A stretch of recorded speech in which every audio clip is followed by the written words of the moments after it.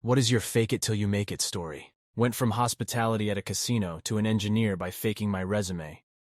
I had general electrical knowledge, but that's it. Within 6 months got promoted and left to a higher paying job where I constantly feel like the least experienced engineer telling my engineers how to do their job. Granted, I studied a lot, but my old chief engineer said I was like Leonardo DiCaprio in Catch Me If You Can. Edit. Since people got upset about me using the title engineer, I'll clarify. I repaired heavy machinery, and agreed technician would have been a better title. But engineer was the title I was given when I started there, so that's the title I used. When I was younger, I used to randomly apply for jobs out of curiosity. Worked at a ton of places. Junkyard, machine shop, security at a porn store, etc. Well, one job I applied for was an analytical position at a small insurance company. I have absolutely zero experience in any office setting except a call center, and was not qualified for the job at all. My resume was 100% lies. I even made up the name of the college. Well, they hired me. The place was so disorganized that I essentially just kind of talked my way into it. The people interviewing me didn't even all know what position it was for. They paid me $60,000 a year, 3 times what I had ever made. I was 19 and absolutely rolling in money. I even had a little office. I didn't really know what I was supposed to be doing, so I just kind of flew under the radar. My parents thought it was hilarious. I was literally making as much money as my dad, who was a metallurgical engineer. Unfortunately, it didn't last long. A larger company bought us out, mined the company, and fired everyone. I stole a couple laptops on my way out. One of the guys I worked with talked someone into giving him one of the company cars, a super nice BMW. Graduate school, doctoral program. Anyone who has endured this pain understands that the transition from undergraduate to graduate training can be very much intimidating and elicit imposter syndrome. Everyone in my cohort was faking it till making it. But in that process of stress and class and practica and comps and writing and research and teaching and learning, you eventually make it. But it's a bitch getting there. And every day early on feels pretty fake. Just gotta get your mental health right, get your physical health right, get your social support right, make sure to keep your hobbies up, try to research something you're marginally actually interested in, establish good relationships with faculty, your cohort, your PI, etc.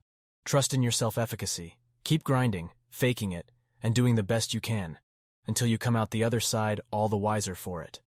The competency and confidence will come, but not without the sacrifice of anxiety and time put in. A lot of people think doctoral programs are about intelligence. Sure, to some extent, but not nearly as much as people think. It's really about persistence, determination, commitment, resilience, and grit. The process will test you and break you, but you will grow, and you can succeed. Almost a decade ago, I was banging drugs and ended up in an induced coma to save my heart.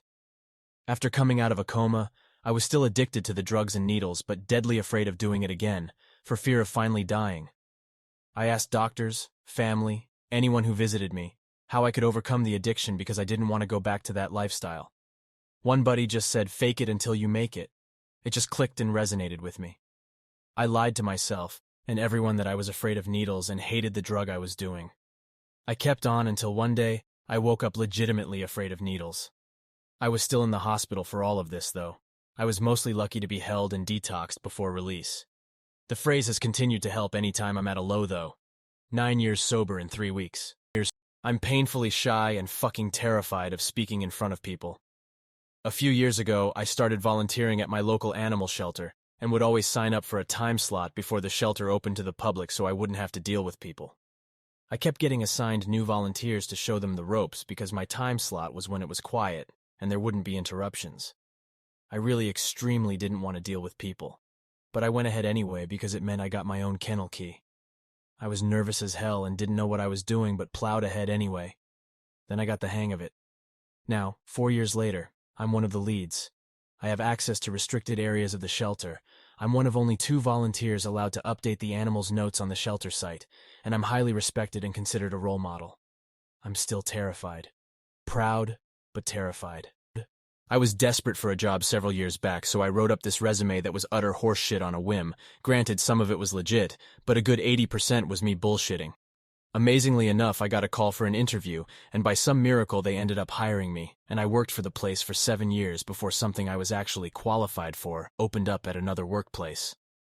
That bullshit resume saved me from ruin, though, so I always will look back in that crazy situation fondly. During college, I worked part-time as a deli clerk in a grocery store. I had zero experience with deli items, didn't know head cheese from salami or provolone from Munster. So I'd explain to customers that I was new and ask them to point to items in the case that they wanted and what the sign indicated for the price per pound. They always seemed happy to help out, especially when I gave them free samples from the slicing machine. I'd always been interested in programming. As a kid, I tried to teach myself C and Java with mild success. Fast forward to the time I'm 24. I'm working as a piercing apprentice at a tattoo shop making 20 a few days per week. I meet a girl, fall for said girl ends up pregnant. A few hours after the pregnancy test, I'm applying for jobs on Craigslist, and I find a PHP job a few minutes up the road. I've worked with PHP for maybe a few hours in my entire lifetime, but it was a tiny company, and the interview wasn't technical.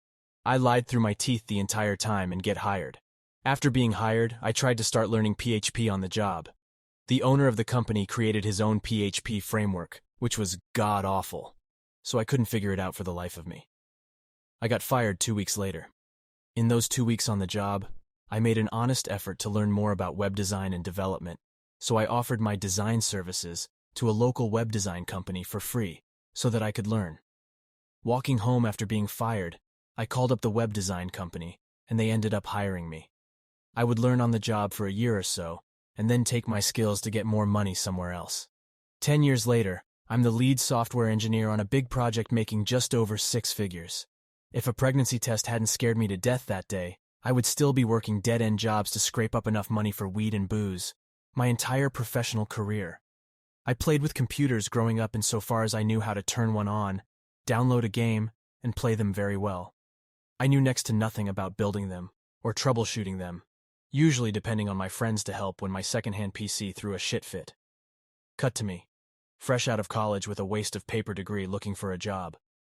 I get hired by an IT contractor, 'cause I knew a gal that knew a guy, with the understanding I needed to know the basics. I didn't know shit. I made it up as I went along, Googling the living shit out everything. That was 10 years ago. I'm now a systems administrator. I'm an artist who works in the film industry. Some years ago, my wife got pregnant, purposefully, and I had to try to find a way to make more reliable income while she was on mat leave and for the foreseeable future, as we knew we weren't only having one. I also wanted to stay in film. I got work as a grip. Grunt work lugging things around set and building, setting up large bits of lighting gear. No clue what I was doing. I started off on big shows like The Flash and Arrow. A friend got me work on a small set and only 13 days into working as a grip, which I didn't tell them. They made me the key grip. Key is film talk for manager. I was in charge of a whole department, which is one half of the lighting team. Faked it until I made it. Fast forward over 5 years.